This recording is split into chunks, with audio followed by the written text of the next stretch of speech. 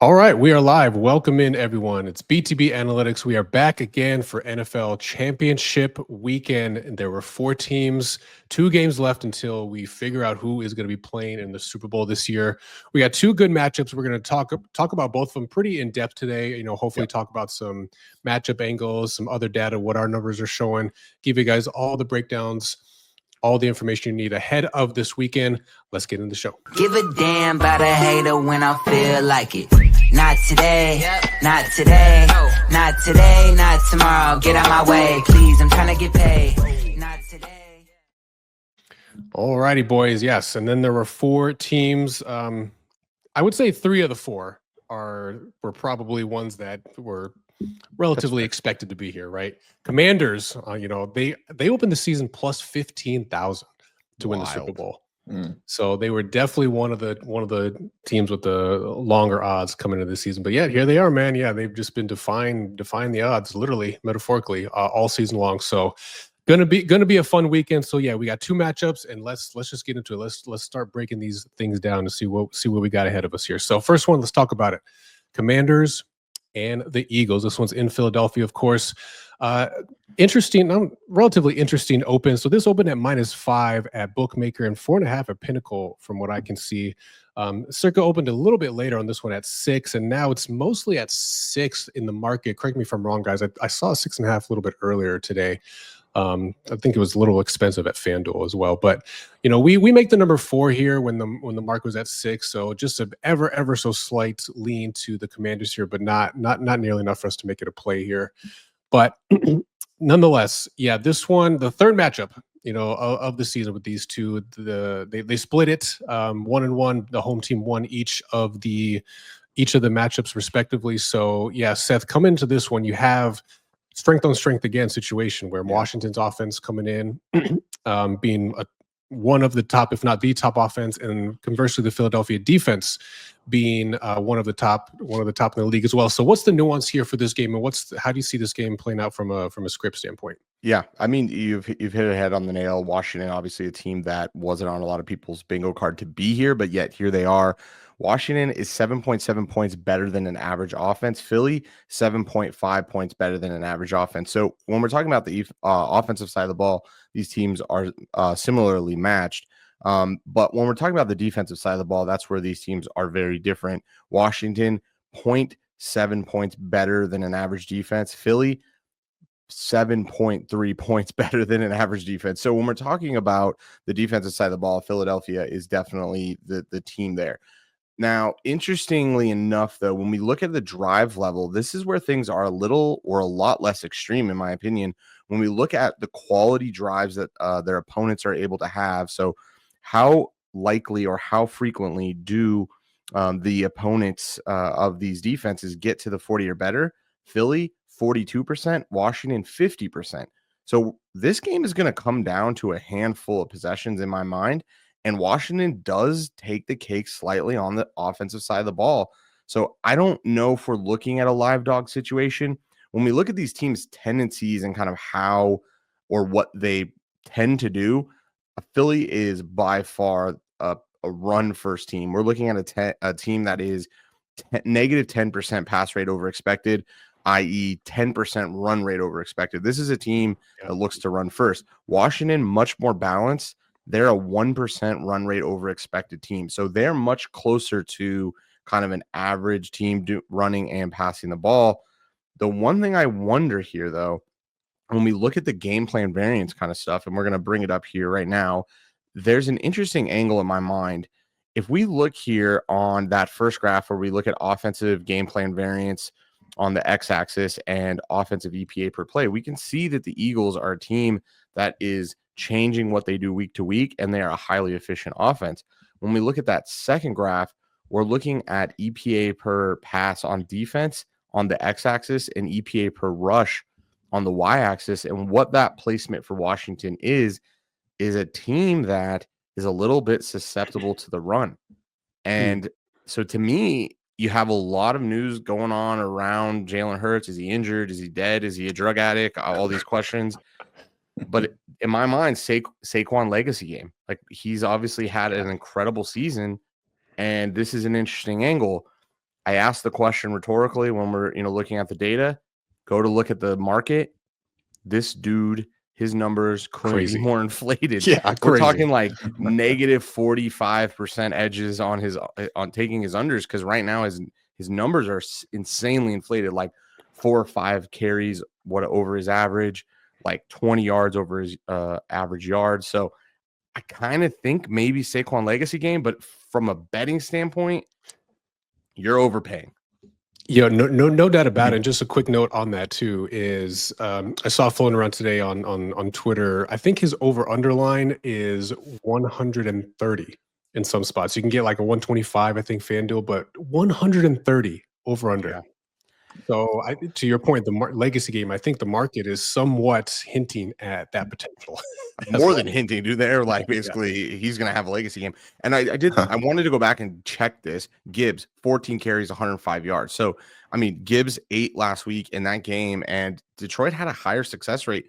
Washington, I don't want to say they didn't win that game, but both these teams, quite frankly, when we're talking the Bills and the Commanders, these are teams, when we look at the net success rate, both of those teams had negative net success rates in those games.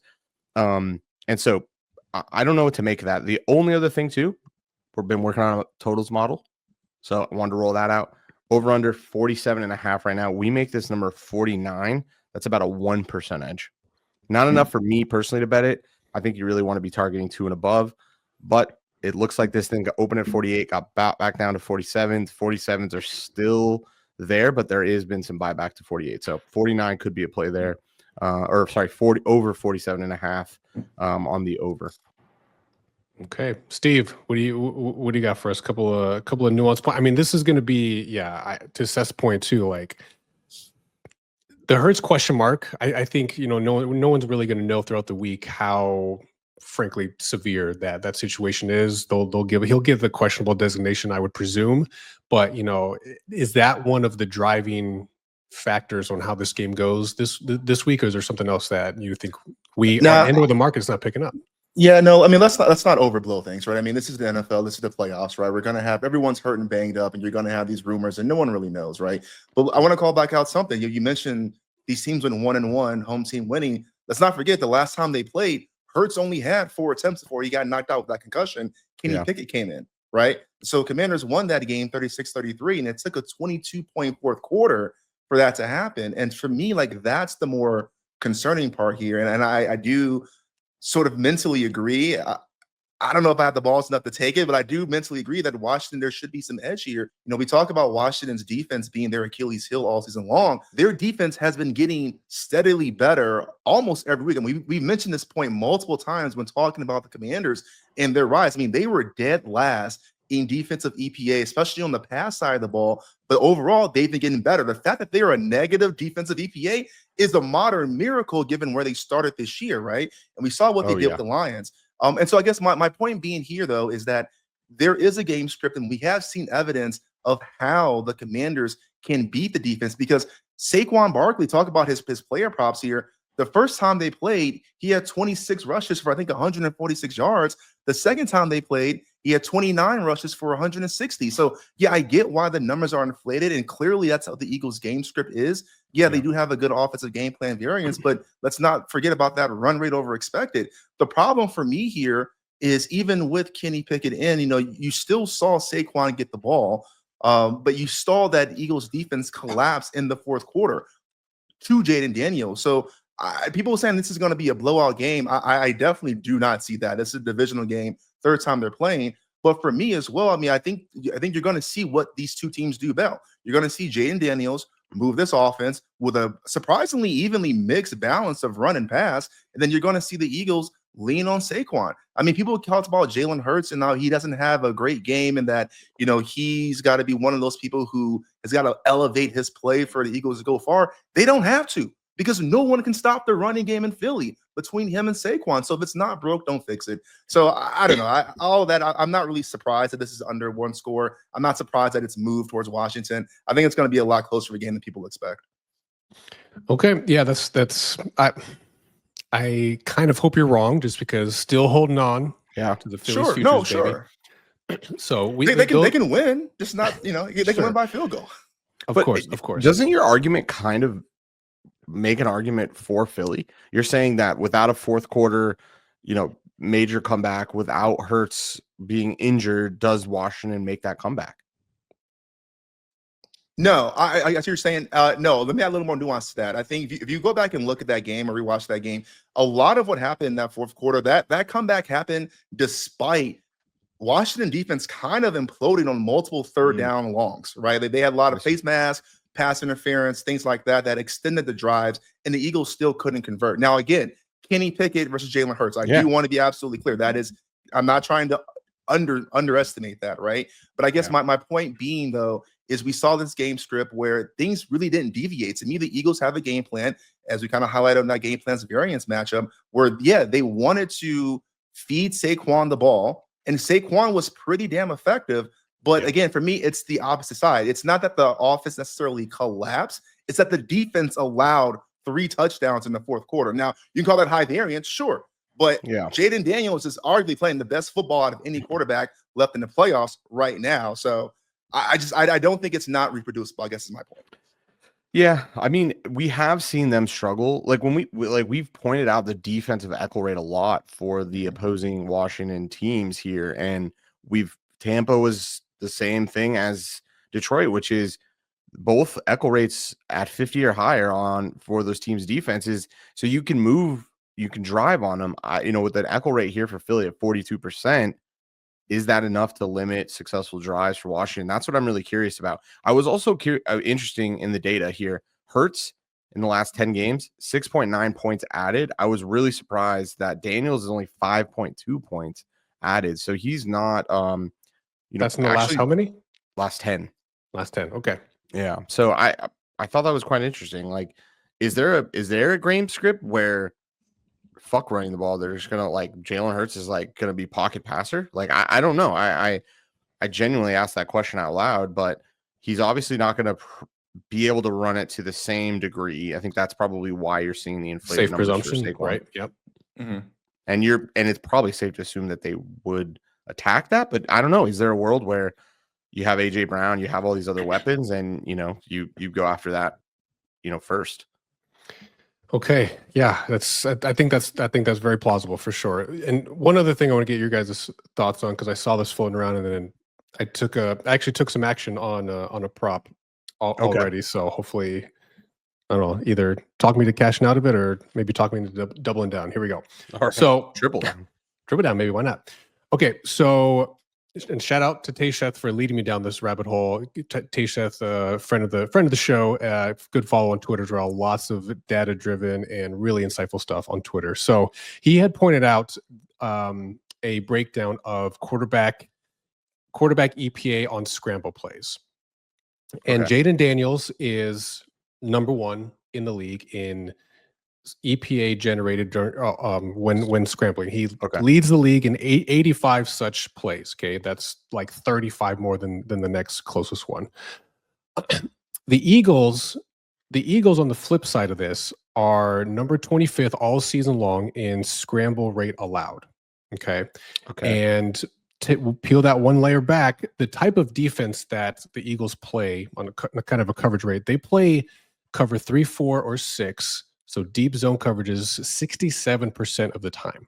Okay. So you have the situation where down an O lineman, maybe perhaps there's some extra early pressure either from somewhere that Jaden notices, and he's going to be maybe slightly more quick, to get out of the pocket or scramble, especially if they stick with those type of zone coverages or that they've been privy to. So looking at Jaden Daniels' rush attempts, 10.5, minus 105. Bet Rivers is the best I saw earlier. So took some action on that, and I mean, I'd like to your point that I think the game script, if it goes that way, then their pass rate over expected too. They just drop back, not as much as I would have thought, frankly. But still, I think those things in combination that seemed like a good play to me. So took some action on that one. I need not forget not just the scrambles, but the design runs. Him running the ball is a part of that offense. So I'm with you. I think the rush attempts is a good angle, and I don't think that's too far off his median attempts as is. So, did you take a look at his yards by chance?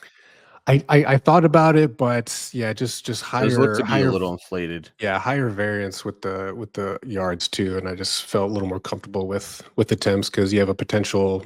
Okay, if 53 and a half is his total, as Eric says, our producer, yeah, that's, I don't know. It's not too rich for my blood, but I Yeah, like I mean to his bet there. median is 48.19.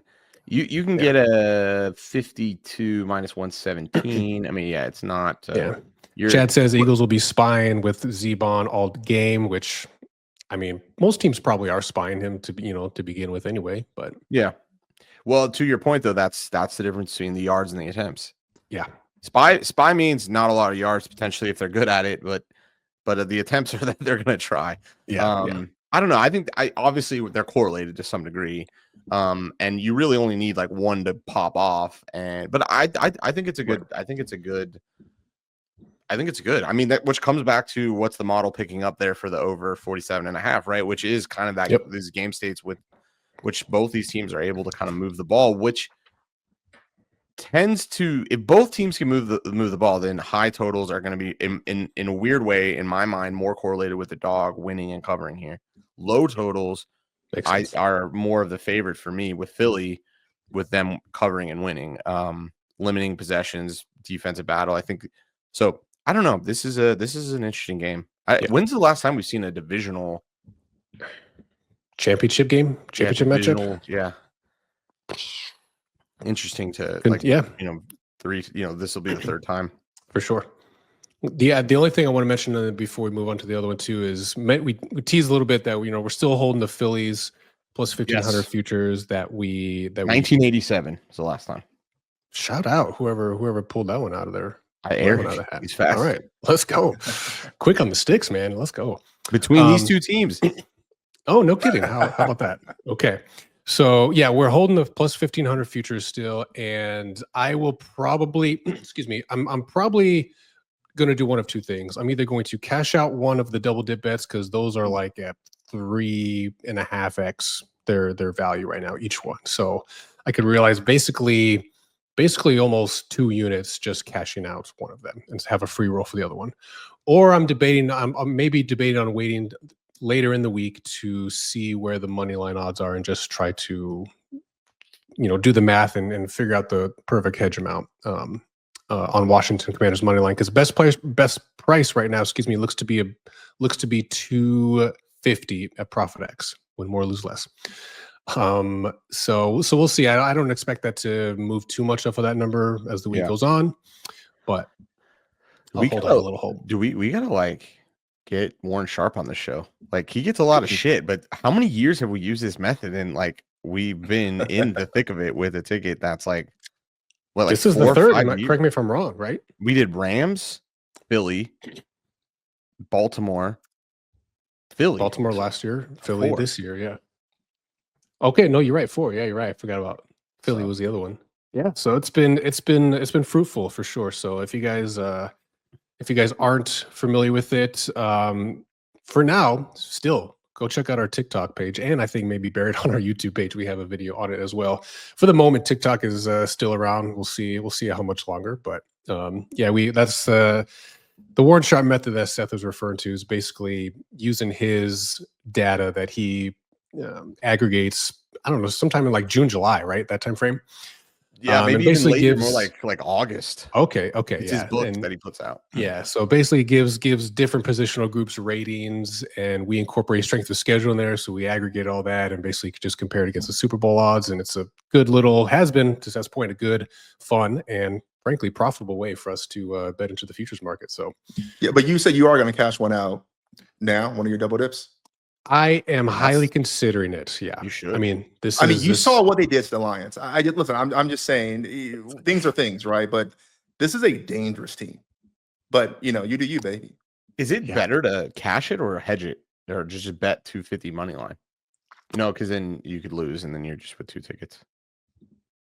Yeah, there's that element of it, and obviously, if the hedge loses, I still have to factor in a second hedge. Yeah, no. I mean, this is literally the double dip methodology incarnate. This is how you draw it up. You get to make profit and keep your upside intact. Yeah. Mr. Katz, I don't know if you just heard that explanation, very high level, but let us know if that answers it or not. I mean, it's not like we have a formula for it per se, but literally just add the numbers. Yeah. Well, I mean, put it like this. Well, if you guys don't know, what we'll do is we'll redrop it as a shorts. That's simple enough. Yeah. So just take it. We'll do it right. We'll do it tonight. So just make sure you take a look on our page, and we'll have a video on it.